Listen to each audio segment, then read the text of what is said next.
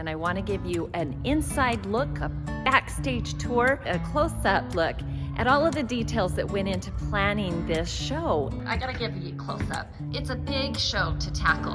When you dress 91 children and they are doing some costume changes, there's a lot of clothes everywhere. Jason's here with me. We are taking everything down, and so he's coming to retrieve his European his European mount. Last but not least is our rose in a glass case.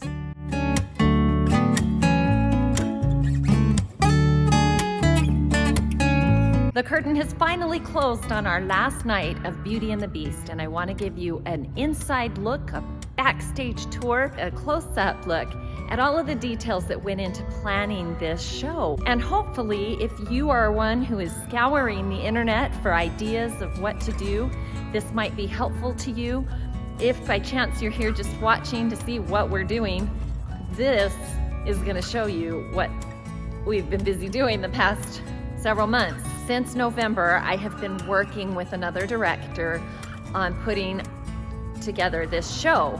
And there's so many elements that go into this. We've had so many parent volunteers involved, and this is what we have come up with. Beauty and the Beast is a very technical show. In terms of set design and costumes, it's a big show to tackle. And what makes it most challenging is the fact that the scenes, almost every other scene, switches back and forth from village to castle. And in order to do that, we had to have set pieces that were versatile, that could change quickly, but also had some continuity that would not make it too distracting. So what we designed was this set made up of blocks, and we had a parent just this year made these steps for us on each side and the top platform. So we created all these levels, places where we can put our actors and they can be seen. Once we got everything into place, we had a parent who is an artist professionally who came in and helped us with our design. And we just loved the idea of the stained glass motif look. I gotta give you a close-up. I love that as part of his design, he incorporated these beautiful scenes that are inspired from the original animated version of Beauty and the Beast. That just gives this such a wonderful touch, and it makes it just super sentimental. Right here we have this piece that we borrowed from the junior high school, and their front office had this because their mascot are the Knights. And I was in at the school and talking to the principal, asking her where she got it, and she allowed us to borrow it. So that was wonderful. And that will be fun for our students when they go to that school in a couple of years. They will see that and recognize it from their show. Right here, we found this table at a thrift store, and it's a little beat up, but it did the trick. It put it up high enough that we could place our glass rose on top. Our glass rose has been put away, but I'll pull it out and show it to you. We found these lights on Amazon that we attached there and on the wall right there. And when you turn them on, you notice that they would shine up onto the glass, and it gives it a really cool effect. So here's the fun part that allows us to change from the interior of the castle to that poor provincial town. We just created these doors on hinges in the flats that just open and close just as easily as that. And as you can see, it gives us this beautiful scene that carries on the same pattern of the stained glass and just looks lovely. Now for our library. We had a flat from the past that we already had made, and we just attached the plywood to it with these hinges. And as you open it up, you find a library, which is simply a photo backdrop that we found on Amazon. It's like a canvas, the fabric-y kind of, it really is, it's like a canvas that we stapled to the inside of the plywood and onto the flat and secured it so that when you open it up, it looks amazing. like a big, beautiful library, and gives this feeling of expansion in that scene when it gets opened up. I love how that one turned out. So now that I've shown you a little bit of our set, I'm going to take you behind the scenes to show you a little bit of our costumes, our properties, and all the fun things that made this show so visually stunning and spectacular, in my opinion. This is the day after in our costume room, which looks a little bit of a mess, but that's because, you know, when you dress 91 children and they are doing some costume changes, there's a lot of clothes everywhere. So we got to clean it up and sort things out, send things home with students that they provided, and then put away all of the costumes that we provided for them. During our show, this is kind of our setup. We store all of the main costumes in here, and then each student has their name on a bucket that they keep their shoes, their stockings, all of their individual items in. All of these things get rolled out into the hall on the night of a performance, and everyone can access them easily. The halls are wide so the kids can find their stuff. And then when it's all done, it all comes back in here. But we just want to give you a few close-ups of some of these awesome costumes. And I'll tell you a couple of things. We had a thrift store, was like a jackpot for us this year. We found so many awesome things at our local thrift store. And we also purchased a lot of things from Amazon, and we had some things donated, and we had a team of seamstresses sewing and constructing costumes. Belle's beautiful dress is custom made. We found a link on Etsy where they sell these, and it was just right for her. And it has this sweet, innocent, kind of young, youthful look we were going for. It's just a cute dress, and it was so lovely on stage. This is a cape we found on Amazon and just ordered. It was really nice quality, and it was large enough that Belle could put it over her in her scene where she kind of runs off. And then we have this other costume of Belle's from the very first scene, her village costume. So cute. It's another Etsy find. Custom constructed with her measurements. Mrs. Potts. This is so awesome. We found an old wedding dress at the thrift store that had these sleeves that kind of reminded us of the end of a teapot. And then the costume designer found this beautiful apron. I think she found it at an antique store, but the wedding dress was obviously white to begin with, but we tea stained it. Somebody did. I didn't. Somebody took the time to do that. And then they just sewed matching fabric on the bottom to tie everything in with our color scheme, which was kind of this moss green color and purples. Those were some of our castle theme colors, and they looked so beautiful on stage. They complemented each other so nicely. So this jacket of the beasts, who still has the tag on, from our thrift store, just sewn some trim to give it more of a fancy look. I absolutely love how this one turned out. This is Babette's, and the base dress was a cute little thing that we found at the thrift store at our local DI, and then we just added the fabric on top. I think this was even fabric we had in our supplies, with some embellishments that we found at Joann's craft store, just some ribbon that has been sewn on top of this fabric. And then we found, instead of doing feather boas, which would have been an absolute mess, we found these, they're like a fabric, feathery type. I think it was in like the plant section of the Hobby Lobby. So when we went to shop for the rose, we also found these little pieces that were perfect because they held up. Look how cute, this little handmade top for Babette's head, also constructed by our costume designer. And then when she changes to human, we had a little apron and another skirt and top for her, because this one didn't convert very well. With Mrs. Potts, her dress just, we took the hoops out and undid it. So that was a fast costume change.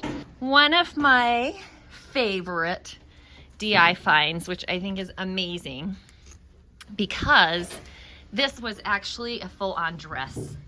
And we had a talented seamstress parent who took it and cut it in half and converted it into a short set. And it was darling with the teacup over the top.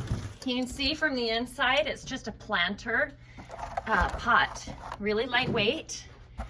But that was found at a hardware store, and then it was painted, and a pull noodle for the handle and some cutting out for the chip. And it was just, we just had these attached to create kind of like a suspender system. And it was really cute. She was able to move around in it pretty well. This is the front part of Madame, her drawers. And I think it's just really thick, sturdy cardboard that's been painted, and we put actual handles on the top, like door posts and drawer things. And that goes over the top of, let's see, where is it? Okay, I have to pull this out because it's fabulous. We had a couple of dresses from The Little Mermaid. That's where this came from. So it was already in our costume collection, the purple dress. But then we were able to find this gorgeous fabric that kind of has this sheen that in the light kind of picks up green, but sometimes purples and blues. It's just so lovely. And it has the fleur-de-lis in. And then the lace fabric, both of these we found at Joann's. And our costume designer made this upper covering from scratch. She used a pattern to do that. I think the same pattern she used for the Le Fille dresses. But then to give this some good bulk, she put together, just cut a little cheap plasticky laundry basket type basket and put some pull noodles, and that gave her the bulk and volume. It was awesome. This was our Enchantress. We found that on Amazon. These were our Light Fairy dresses, and we'll use those again in other shows because they're just really versatile. Found those on Amazon.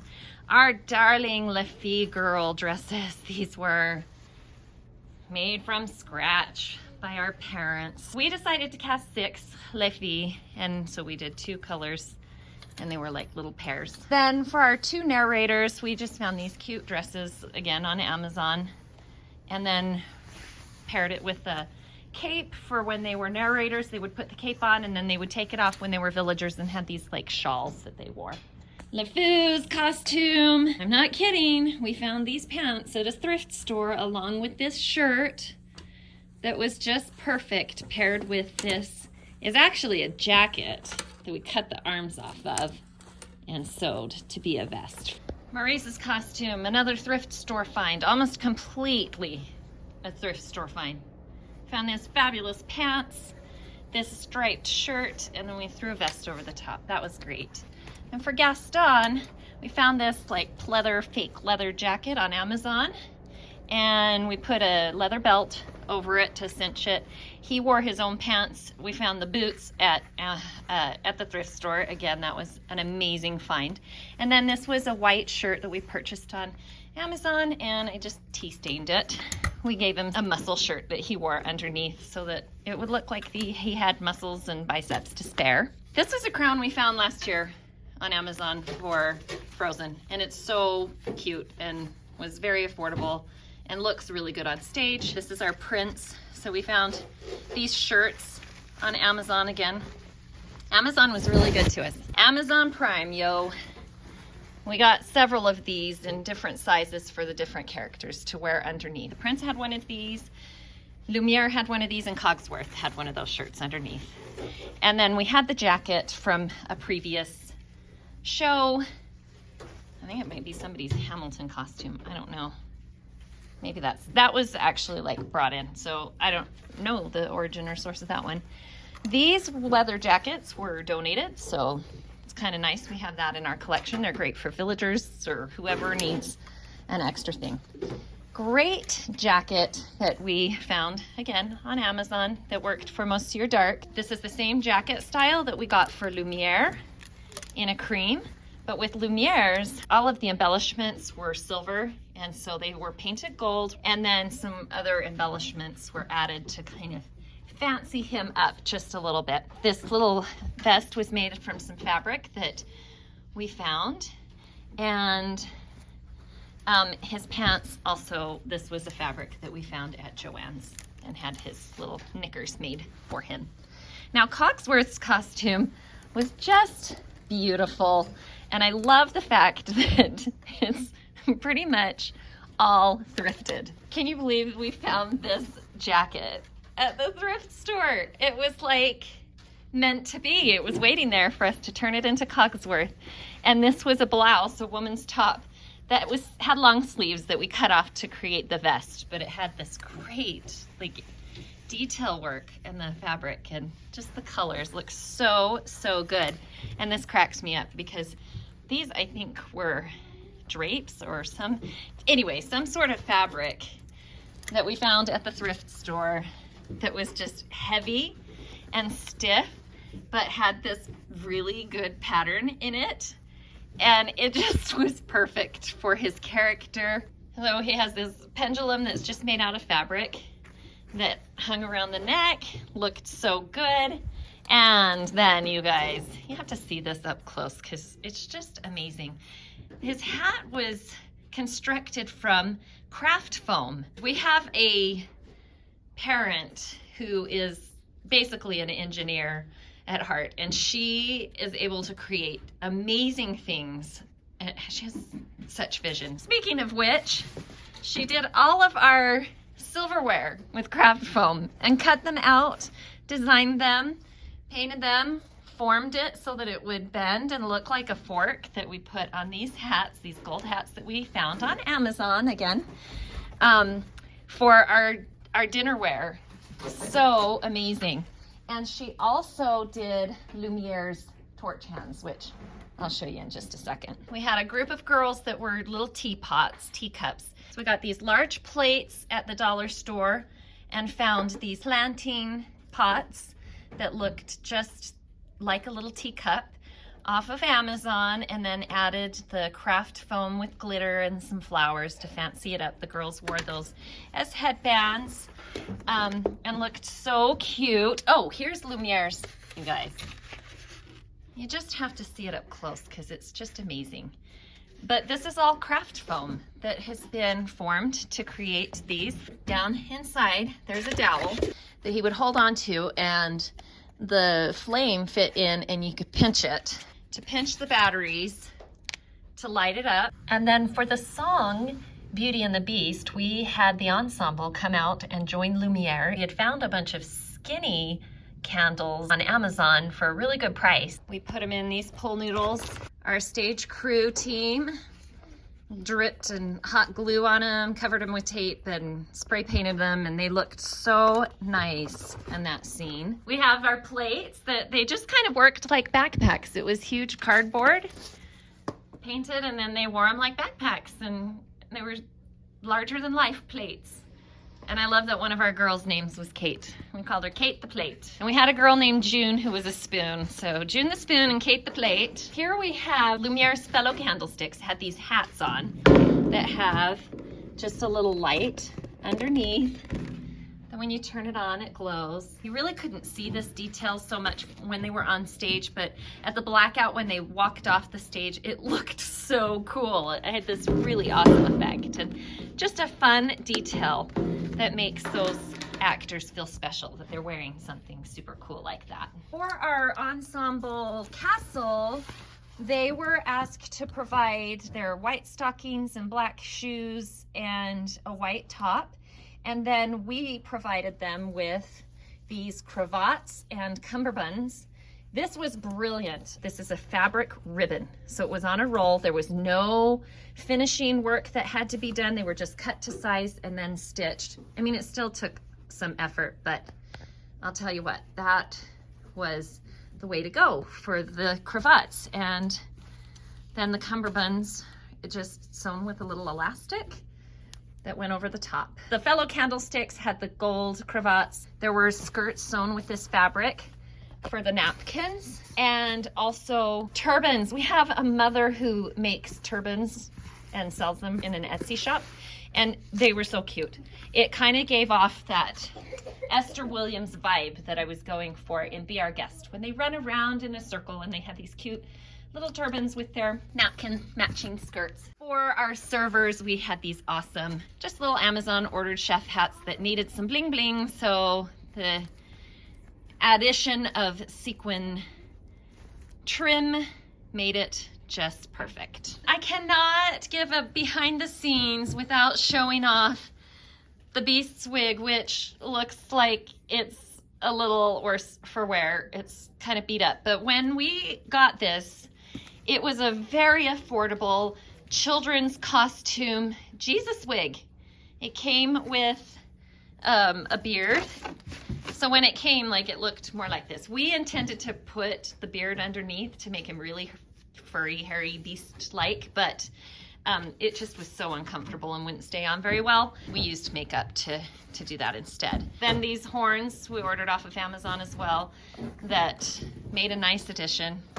Here's the rest of Monsieur Dark's outfit. Amazon, nice little hat. Found the wig, the sleazy gray wig, in our costume storage. And once again, I kid you not, thrift store find. These pants, they're black, striped, so fabulous. They're like denim jean pants, so that was cool. And then we topped it with the 2 dark jackets and a cape, and he just looked so great. We have this awesome fur vests that we've used for several shows now. It started with the Jungle Book, and we've used them in Aladdin, and anyway, we had a bunch of those that we could use for our wolves. Then we got these cute berets. This was one of our costume designers' idea because it's in France. We just took some fabric, the fur fabric, and attached ears to it, and I loved it. With their gloves and these little hats, it was kind of like our little nod to pantomime. And then added a few extra elements like little fur to go on their wrists for our wolf group. So cute. For our village ensemble, we asked all of the children to bring their own shirts and skirts, and then they were provided with these cute, either an apron or a vest that was sewn for them, or we had a bunch of these leather vests for the boys, and they looked so fabulous. We just gave them a couple of guidelines. We asked them to do really bold jewel-toned colors and to avoid blue so that Belle could stand out against the crowd, and they nailed it. And now the work of putting it all away has begun. You guys are used to pulling out and gathering all of these things from the 4 corners of the school, yes? Every night after a show, we're tracking down socks and gloves and wigs and skirts. It's good. The kids are learning.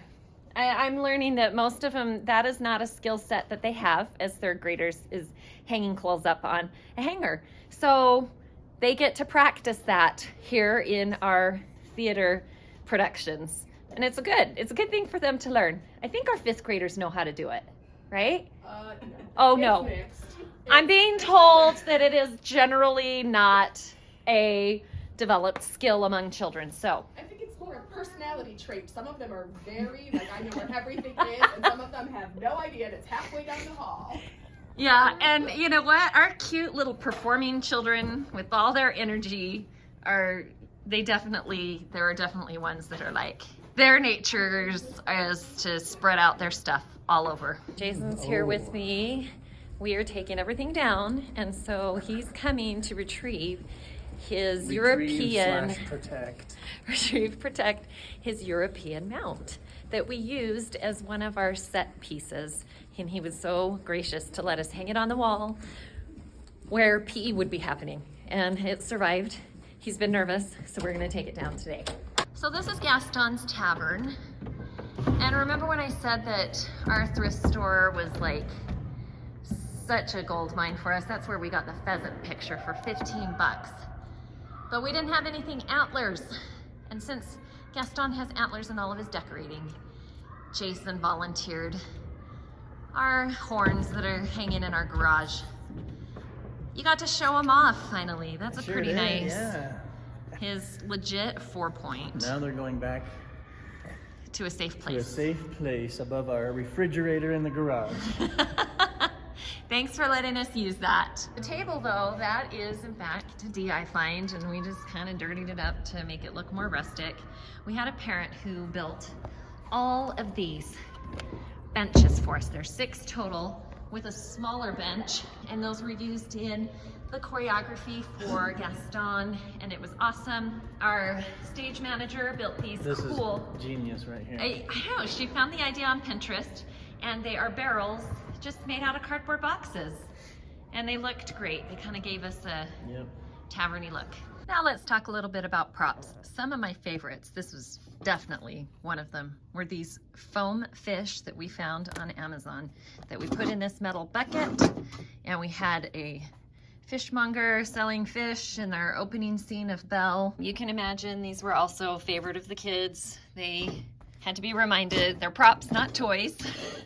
They like to play with these ones for sure, but they're nice, lightweight, and they look quite realistic. So that was a great find on Amazon. We found this awesome lightweight bamboo stand. It's got like 3 shelves on it. That was perfect for our first scene with Belle. Everything's Velcroed down so we don't have any produce rolling off. With Beauty and the Beast, there's a fine line between properties and costumes, and this one I'm just gonna lump together with the properties because I worked on it as a separate piece. It's the hat for Maurice when he wears it, like he's inventing things. We had these goggles from a previous show, Peter Pan, and the hat was also from Jungle Book. And then I just had gone to the thrift store and picked up all sorts of weird things.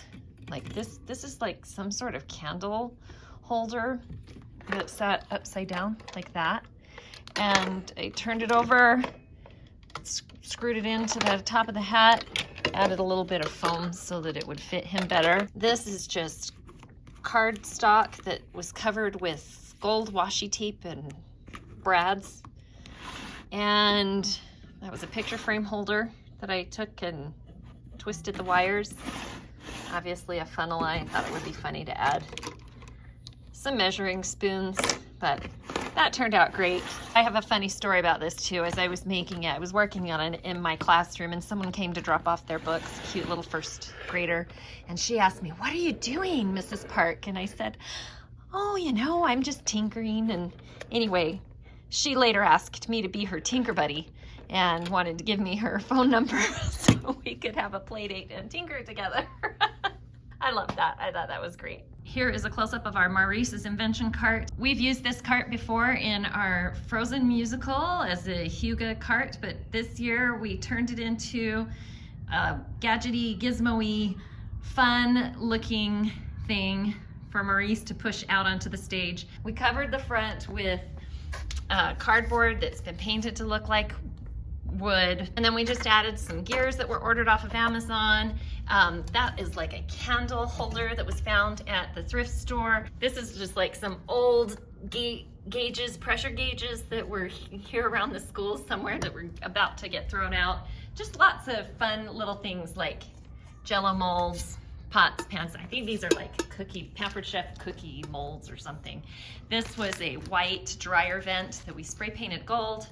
And we just put things all over to make it look interesting, to add texture, and it turned out really good. I liked it. When Belle and Maurice turn on the Invention cart, we had all of our stage crew backstage using these funny musical tools to make the sound with this like slide whistle and stuff. It was cute and a really fun way to involve them in the process. There's our little bookshelf that we put a little awning on. It's on wheels. It rolls out very quickly and easily for the bookshop in the opening scene.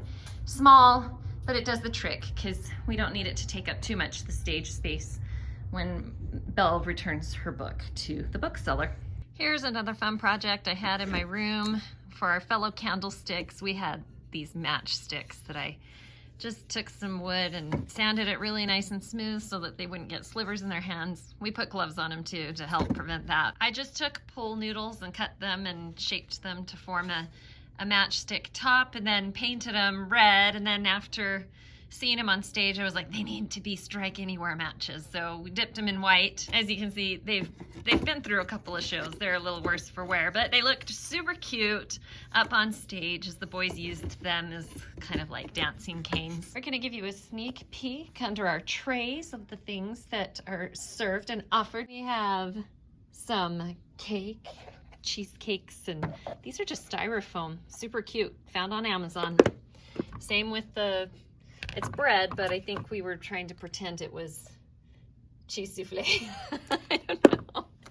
And then this is what we came up with, gray stuff. I don't know why Chip would think oysters were delicious, but I thought those were awesome. They looked real and they were pretty affordable, so had to put a little garnish on there. And that's a close-up of what you get when you're our guest. Last but not least is our rose in a glass case. This was actually given to us. Somebody else had made this base and it had like a light and a straw that lit up the rose from underneath, but we cut the cord off because it just wasn't very bright.